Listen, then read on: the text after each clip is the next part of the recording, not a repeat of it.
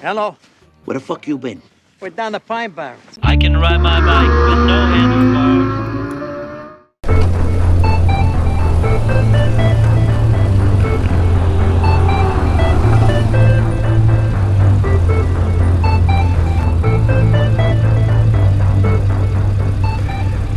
Greetings, Moto guys and Moto gals. Welcome back to the 333. And so what could be better than one Tenere in the Pine Barrens? How about three? I'm on an adventure ride today. A couple new friends that I met on the Yamaha Tenere forum, and we're gonna get off road in 95-degree heat. So this should be a true adventure ride.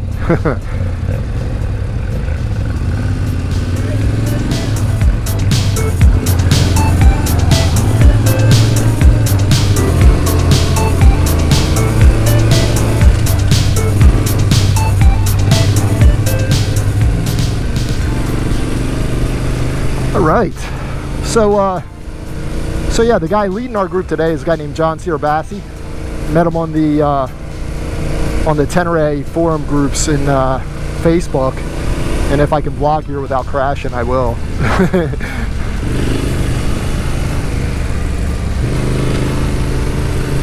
And yeah, he's a pretty experienced adventure rider. I'm gonna put a link to his company in the comments, and he does a bunch of he does touring adventure rides all over the country. Does a lot of the back road discovery routes, which are a lot of fun. We got the whoops going here. All right, more sand, lots of sand.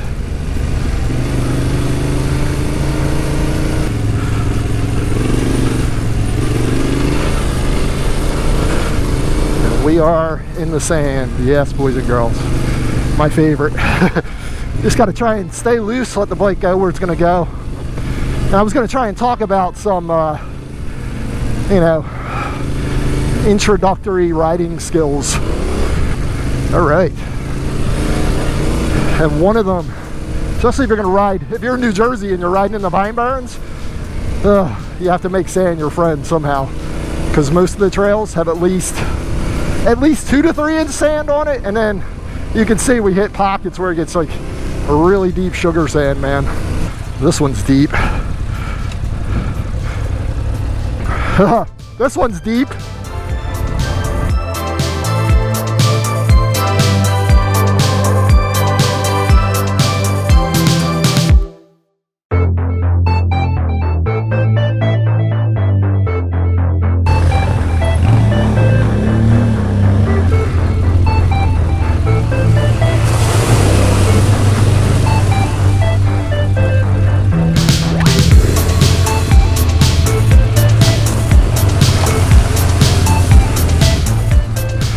We have a term that I've learned in ADV riding as I've started to do this more and more, is called butt pucker. And yeah, so far, quite a few butt puckers. Not gonna lie, the deep sand, as much as I've been riding on this thing, on the Mule, and as more confidence as I've been building up, I still get into that butt pucker mood.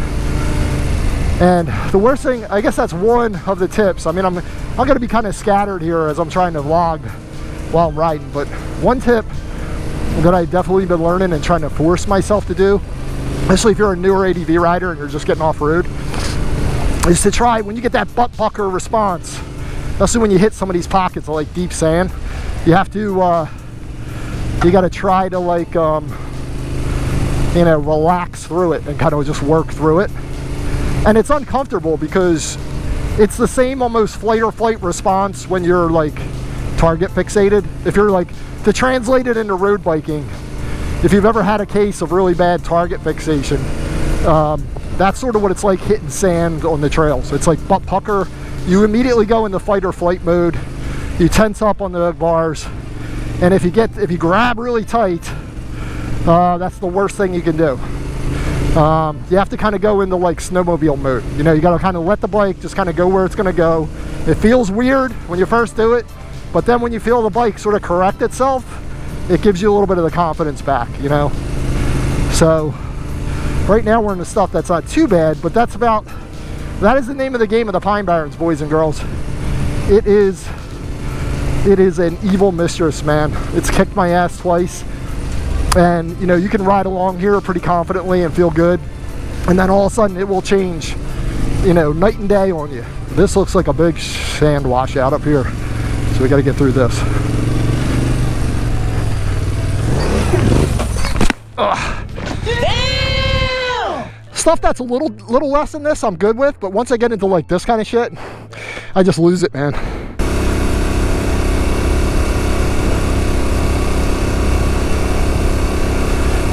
Not my normal vlogging cadence, obviously. I'm pretty hyper focused on what I'm doing here, but I was trying to do a vlog about, and if I get a chance at the end of the ride, I'm gonna split off from these guys probably at the end of the ride so I can head back to my own route home.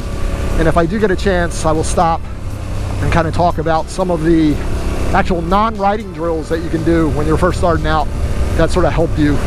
There's a lot of fundamentals to adventure bike riding that I just never realized, you know, and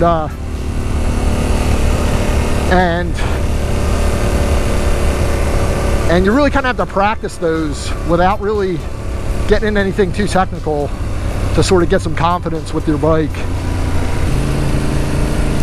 And John's a really good guy, really good guy. It's kind of nice to meet good people online. You meet a lot of wacky people online, so when you occasionally meet someone really good. Both really nice guys, John and Paul, and solid riders for sure. So it's nice to get out with somebody who is a solid rider, man. Guy's got like 40 years of off-road experience. So he's been riding for a while. He does all the major back road discovery routes. So if you've seen the term BDR anywhere, that is back road discovery route, and that is kind of where you ride. Ooh, this is deep sand. That's kind of where you ride, you know, your adventure bikes. Those are adventure routes that are mapped out. They're widely ridden by experienced riders, and John, I think, has done pretty much all of them, probably several times.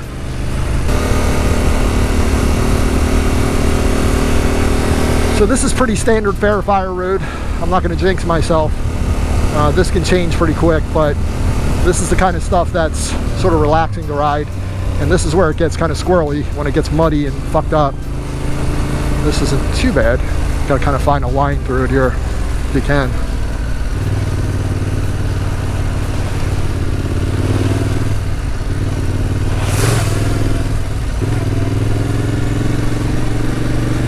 You never know how deep those water holes are going to be. There could be ruts and holes and tree branches, and you can go down pretty quick. And you really don't want to go down in the water, especially deep water. It will then turn into a really long day. And Paul was making a good point that he said a lot of times back here in the Pine Barrens, the water holes get really treacherous because when the 4x4 trucks come through, if they get stuck, they will just dig themselves out and kind of trench a huge hole in these water holes, and then when they fill up and you're on a bike, you just can't see them. And then if you go through and you don't know what you're riding through, you just end up putting your front end into a deep hole and go flying over the bars, and it's not good. Now we got some water.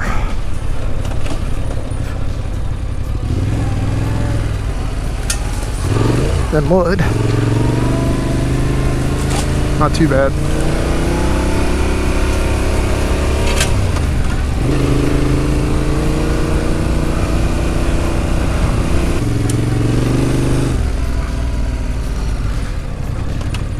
Uh-oh. Wow. Really?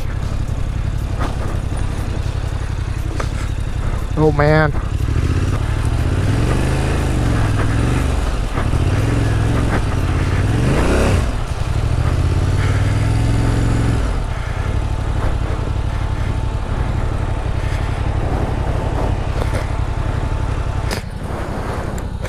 Wow.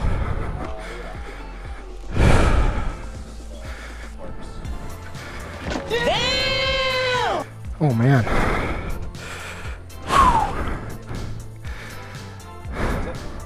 Wow.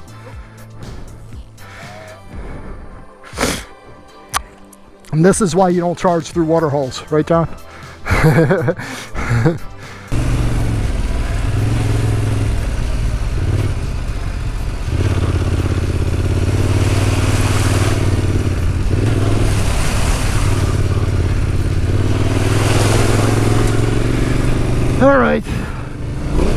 Water is not my favorite, but got to deal with it.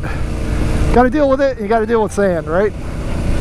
Especially when you're destination riding and you can only go forward, you have no choice. And that's the tough part about adventure riding, is there's like a point of no return where you can't really turn around and go back, so you got to just muscle forward.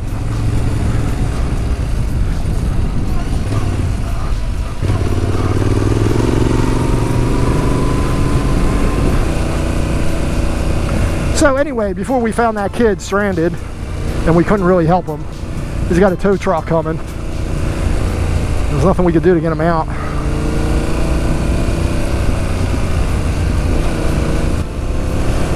Yeah, that was a tough spot, especially to be by yourself. You know, we all do dumb things when we're kids, and luckily there's heavy forest services that patrol these roads. And this is, you can see how these Jeeps rut this out, and that's what you'll hit when they fill up with water. You'll hit those ruts, and just not good. I don't know how useful this may have been, especially to you brand new adventure riders. Hopefully you got something out of this, and hopefully I can sort of double back and do some of those off bike, you know, before the end of the day. If I don't run out of card space, I'll stop somewhere and do some of those off bike learning techniques. You know, if you're new to adventure riding, you know, my two big takeaways for you is the you know, new adventure riding skills. Number one, you know, seriously consider upgrading your hybrid tires. Go for a 50/50. If you can, change your levers. Makes all the difference in the world, especially when you're trying to get good clutch control. And get up on your pegs as soon as you can. Stay up on your pegs as soon as you get off road, and whatever you're in, gravel, sand, mud, hard pack, soft pack, stay up on those pegs. It makes a really big difference.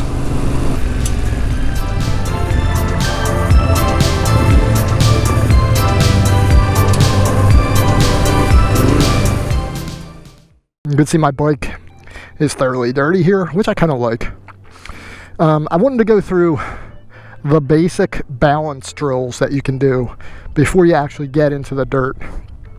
But before we do that, I'm going to take a little walk over here. I actually posted this to Instagram. This is pretty interesting. You find a lot of stuff in the Pine Barrens, and I see stuff like this. So this is a marker. The bike is called Ruby, and the man's name is Arnie Roshop, and it looks like he died on June 17th, 2012, and maybe his family or friends put this here. And there's also a few parts here, I guess maybe off his bike, his car. I don't know, it looks like a buckle. I don't want to touch it. You don't really find this stuff a lot of places, and you find a lot of this kind of stuff back in the Pine Barrens. So sort of folks, you know, there's really salt of the earth kind of people that live around here.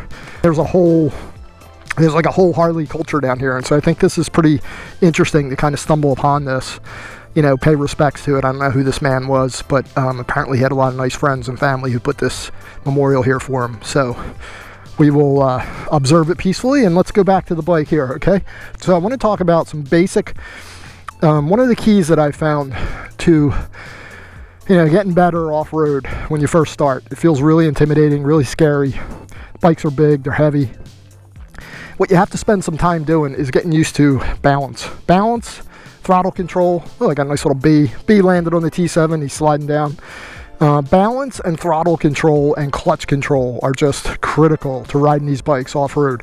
You're not going to waddle through with your feet down. These are 450-pound bikes. They're top heavy, they're tall, and so it's all technique and throttle control and balance. The very first thing that we want to do is, you know, I know you've seen this drill, and this applies to street bikes too. Take your bike, and I'm kind of fatigued, so hopefully I won't screw this up. So you take your bike off the side stand, and what we want to do is we kind of want to work our bike around, right? And keep like a hand on the bike as you're working around. So you're keeping the bike balanced, right? I'm moving my hands, I'm going up here to the headlight, right? I'm coming around here, I'm holding the front of the bike, you know, I've got the bar over here, right? I'm just trying to keep, at any point, I got, you know, a hand or two on the bike, and I'm just working my way around. I'm just feeling that tipping point of the bike, right? Okay, so now we're going to do some balance drills on the bike. So, you know, tall bike, as I've said before, you step on with your left, swing your leg over. Now you're on the bike, right? Bring the side stand up. So now what we want to do is, and some of these techniques are straight applicable to street bikes as well, right? So the common one that I see people talking about is people are calling it the 1 foot down technique, right? I don't know what the technical term is for this, but to me, I consider this dabbing, right? Not dabbing like the dance move from 2 years ago. Dabbing where you have a foot down at any given time. So right now, if you can see this with my camera, I have my left foot down, my right foot is on the peg, right? And so now what you want to do for the very first basic drill is you want to just try to shift from foot to foot. So I'm going to bring my left foot up onto the peg and put my right foot down onto the ground. So I shift, now I got my right foot down. So I'm dabbing my right foot, left foot's on the peg. And you keep doing that back and forth, right? First time you get on a tall adventure bike and you're trying to do this, it's going to feel really cagey, I'm telling you. The next level, if you want to level up, is you want to try and get both feet on the pegs and see how long you can balance it before the bike starts leaning, right? So I'm still seated. I got my left foot up. Now I want to bring my right foot up on the peg as well and see how long I can keep the bike up. 1001, 1002, 1003, then I got to dab. So it's not easy, right? You're trying to balance the bike. And if you watch experienced ADV riders, again, Jocelyn Snow, Brett Tax, they can literally keep their feet up for like, I don't know, 10 seconds. It's ridiculous how long they can balance their bikes. The last one, which is the one where I'll probably fall on my face, we want to do the same dabbing drill, but we want to stand up. And this is total adventure bike. This is not street bike at all. All these up to this point you could do on your street bike as well. This is adventure bike. So this one's a tough one. So now we want to get up on the pegs, stand up, right? Dab, stand up, dab back up, stand up. Bike's heavy, wants to fall over. We're dabbing it back up, right? See how I'm stepping off, stepping down. I'm trying to keep the bike balanced. Dabbing, dabbing, right. Okay, so you get the idea. I wanted to introduce some of those, you know, those basic riding techniques, just to recap, you know, and again, where this falls out at, you know, the biggest things that you need to learn are balance, clutch and throttle control. One of the best things I did was put these shorty levers on because we were on 2 fingers on the clutch all the time when we're riding off-road, right? Always on the clutch, right? And the tires, of course. I can't suggest going to 50/50s if you're riding this shit strong enough. I mean, it's critical. The only time I get close to kind of coming back down to the seat, and again, I'm learning, I'm doing stuff wrong. If I'm coming around a turn and I want to get a swing on my rear, I'll kind of get kind of lower towards the seat, and it feels like I can get my butt to shift the rear of the bike out a little bit. But other than that, you want to stand up on those pegs all the time. And I think that's it. I'm tired. I'm calling this a win for me today. Dropped the bike 3 times, but they were kind of gentle drops and kind of expected stuff. Heavy sand, got stuck in a heavy mud rut and kind of laid the bike kind of over really easily. But I'm pretty happy with myself, man. I feel really good, getting my confidence level up, and I'm really, really having fun. And I can see myself wanting to do primarily adventure bike riding, you know. Anyway, we'll insert this into the video. Everybody ride safe. Everybody be careful out there. All right, I'm going home and I'm jumping in a cold shower. It's like 95 degrees here in New Jersey today, right after the 4th of July weekend. And woo, daddy, yeah. All right, see you, everybody.